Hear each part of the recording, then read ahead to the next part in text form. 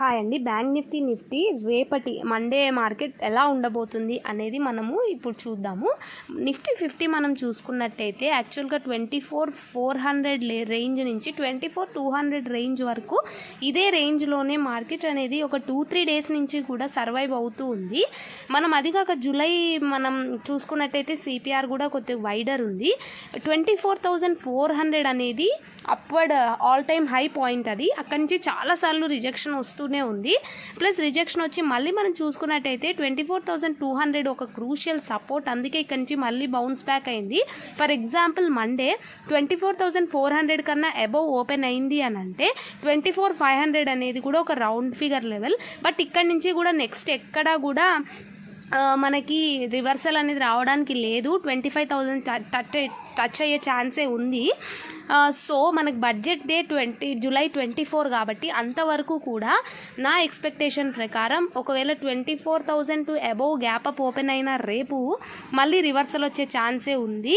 So మనకు budget day రోజు up down అనేది బ్రేక్ అయ్యే ఛాన్స్ ఉంది. అంతవరకు కూడా చాలా వోలటైల్గా ఉండొచ్చు.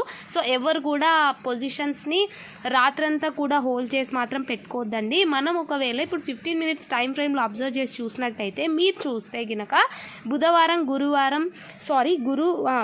గురు, శుక్రవారం అంటే 3 డేస్ నుంచి కూడా మార్కెట్ అనేది ఒకటే రేంజ్లోనే స్టక్ అయిపోయి ఉంది. మీరు అబ్జర్వ్ చేసి చూస్తే చార్ట్స్ అన్నీ కూడా ఒకవేళ మూవ్ అయినా ఒక సైడ్ మూవ్ కొద్దిగా వచ్చి తర్వాత అంతా కూడా కన్సాలిడేషన్ వస్తుంది బికాస్ ఆఫ్ బడ్జెట్ కోసం.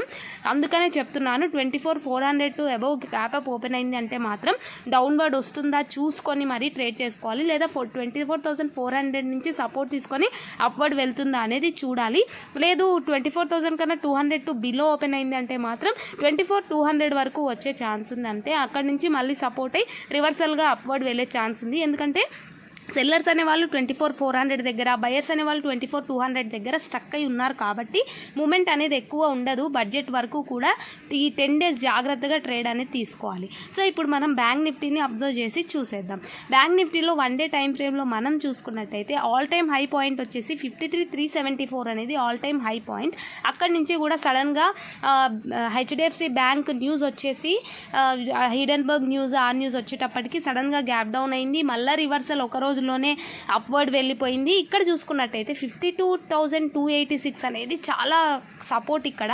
అండ్ 53,000 దగ్గర సెల్లర్స్ అనే వాళ్ళు కూర్చున్నారు. సో అందుకని 53,000 to above gap up open అయింది అంటే 53,000 దగ్గర సస్టైన్ అయితే మాత్రమే అబవ్ వెళ్తుంది. లేదంటే అక్కడ నుంచి రివర్సల్ వచ్చే ఛాన్స్ ఉంది. ఎందుకంటే 53,060 లెవెల్ అనేది చాలాసార్లు టచ్ అయ్యి రివర్సల్ అనేది మనం 15 మినిట్స్ టైం ఫ్రేమ్లో అబ్జర్వ్ చేసి చూడొచ్చు. కాబట్టి నేను చెప్పేది ఏంటి అని అంటే దీంట్లో కూడా ఒకటే రేంజ్లోనే ఉండొచ్చు బడ్జెట్ డే వరకు కూడా. అంటే 10 డేస్ కూడా మార్కెట్ అనేది కన్సాలిడేషన్ అయ్యే ఛాన్సే ఉంది. 53,000 నుంచి 52,286 లెవెల్లో మాత్రమే రేంజ్లోనే స్టక్ అయిపోయే ఛాన్స్ అయితే చాలా వరకు ఉన్నాయి. కాబట్టి నిఫ్టీలో కానీ బ్యాంక్ నిఫ్టీలో కానీ ట్రేడ్స్ ఏవైనా తీసుకోవాలి అనుకుంటే మాత్రం చిన్న మూవ్స్ని క్యాప్చర్ చేసుకొని మీరు ప్రాఫిట్ని గెయిన్ చేసుకోండి. ఓవర్గా మాత్రం ఎక్స్పెక్ట్ చేయొద్దండి. రేంజ్ బౌండ్ ఉండే ఛాన్సెసే ఉన్నాయి. ప్లస్ వోలటైల్ కూడా ఉంటుంది. సడన్గా అప్ మూవ్స్, సడన్గా డౌన్ మూవ్స్ వచ్చే ఛాన్స్ ఉంటుంది. కాబట్టి స్ట్రిక్ట్ స్టాప్ లాస్ని మెయింటైన్ చేయడం మాత్రం మర్చిపోవద్దండి. పిఎన్ఎల్ చూపించేది రోజు అమౌంట్ ఎంత వచ్చింది అనేది ఆ వీడియోస్ అనేది సెబీ చేయొద్దు అంటున్నారు. కాబట్టి నేను ఈ రోజు నుంచి డిసైడ్ చేసుకున్నాను అనాలిసిస్ వీడియోస్ చేద్దాము. ఎవరికైనా రాని వాళ్ళు ఉంటే రోజు మనం చెప్పే ఏదైనా విషయాలు ఉపయోగపడతాయి కదా అనిపించింది. కాబట్టి ఎవరికైనా కానీ ఇలాంటి అనాలిసిస్ వీడియోస్ నచ్చాయి అని అంటే ప్లీజ్ తప్పకుండా కమెంట్ చేసి ఎంకరేజ్ చేయడం మాత్రం మర్చిపోద్దండి. ఎవరైనా కొత్తగా చూస్తున్నట్టే అయితే కూడా సబ్స్క్రైబ్ చేసుకోవడం కూడా మర్చిపోద్దండి. సో మనకి సిపిఆర్ వైజ్గా కూడా నేను ఎవ్రీడే అనేది అనాలిసిస్ చెప్తాను రేపటి నుంచి కూడా. మనం స్టాక్ చూసుకున్నట్టయితే డాక్టర్ రెడ్డి స్టాక్ అనేది ఈ వీక్ మంచి ఫ్లోలో వెళ్ళే ఛాన్స్ ఉందనేది ఎక్స్పెక్టేషన్ ఉంది. బికాస్ ఇది 6,572 లెవెల్ కనుక క్రాస్ అయింది అంటే మాత్రం 6,600 టు అబవ్ వెళ్ళే ఛాన్స్ అయితే 100% ఉంది.